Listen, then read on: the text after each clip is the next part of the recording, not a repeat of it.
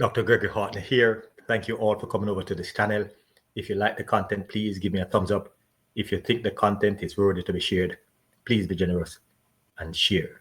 And also, if this is your first time coming over to this channel, please click on the notification bell so you do not miss a video when they are uploaded.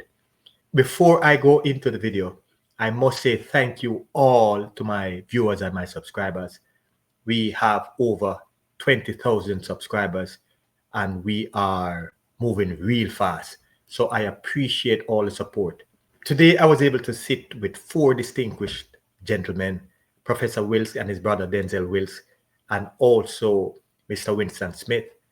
And we had a very interesting discussion that I would like to share. Now, a question was asked regarding what can we do to help our federations and the country and athletes and coaches as a whole to be better. And I had the privilege to respond to that question.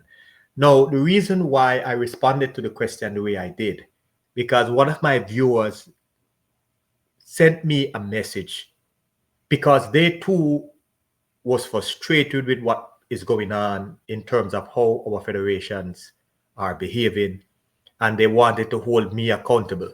And I tried to say to them that there's not much I can do. I can do my very best to bring about the changes that are necessary for everyone, but I am limited in my scope in terms of what I can do.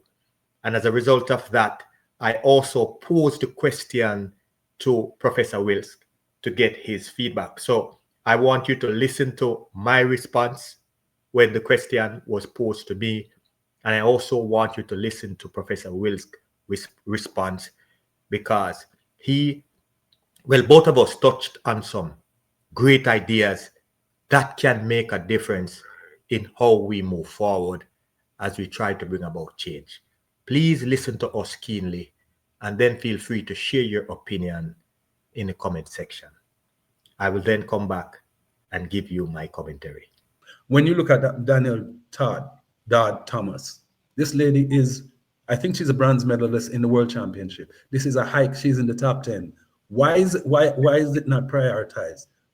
You know, and there are a number of other issues that I don't want to go on too long about it, but that I think speaks to the lack of transparency, the lack of accountability, and dare I say, to some degree, there may be some arrogance at the leadership level in thinking that they don't owe us, the public, an explanation. As a press person, I really think that the discussions that I hear here in the diaspora, especially where I am located in New York, people ask these questions daily. It's on radio shows. It's on, we need to. I think there needs to be some way in which we push to have more transparency, mandatory press conferences around events. The imbroglio with the relays.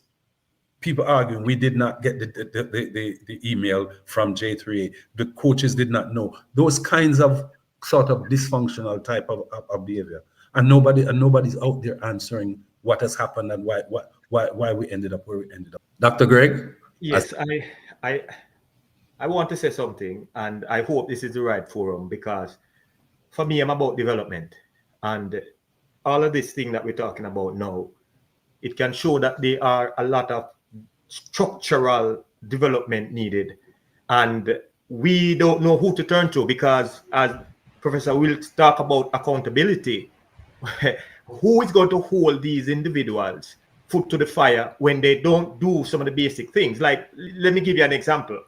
I've been shedding some light on a contract that was supposed to be that can help athletes develop in so many different ways. It could also help the country develop in so many different ways when you look on the amount of funds and where the funds would go and how the athletes would benefit. And these people turn their nose upon this contract, and they sign another contract, and you don't know nothing about the contract that they signed.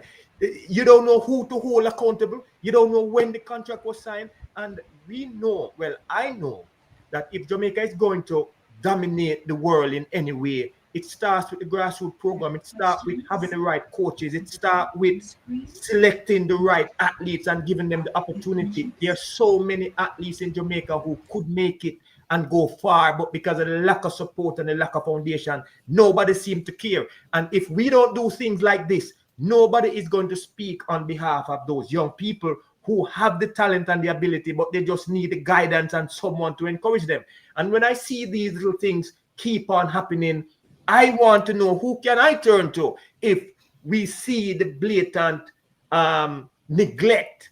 Who can we turn to? And I think when Professor Wilkes talk about accountability, we need to have an ethic program in place to hold some of these people accountable and to make sure that the behaviors and the values and the morals that these institutions must display, that they are there, because it appears that they can do whatever they want. They can snub the Minister of Culture, they can snub the president of an organization, leave them off the list, they can leave off coaches, athletes, and there is nothing we can do. So I am asking Professor Wilkes this question.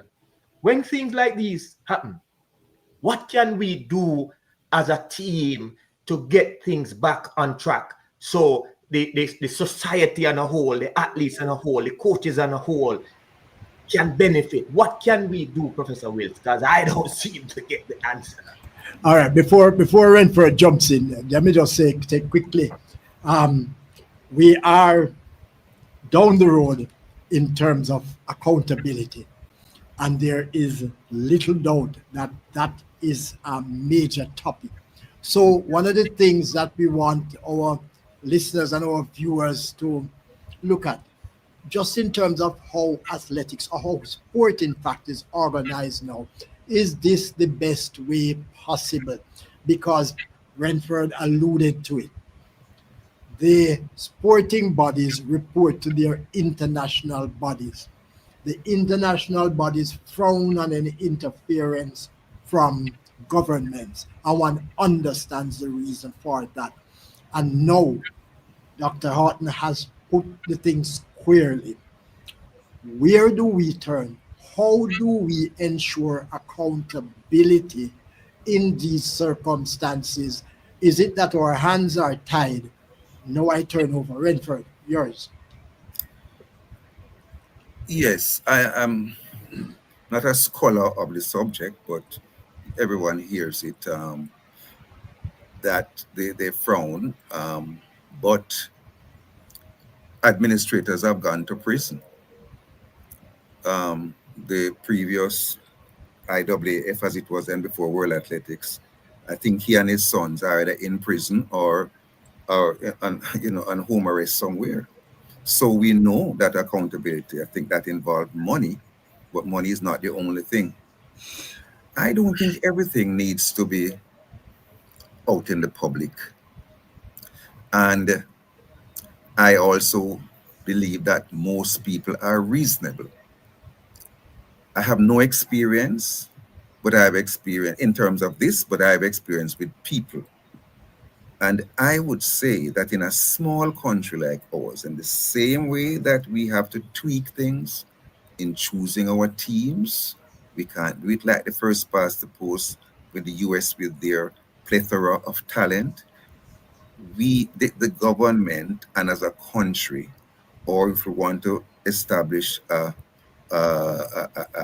civil body, we must establish some organization that takes responsibility for our sporting organizations.